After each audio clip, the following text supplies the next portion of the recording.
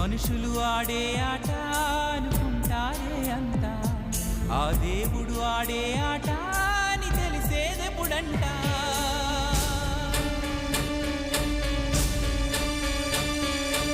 అయ్యో ఈ ఆటకి అంతే లేదుగా, అయినా లోకానికి అలుపే రాదుగా.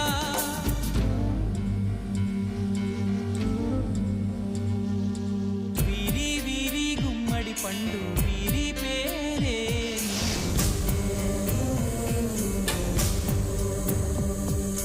దాగుడు మూతల దండ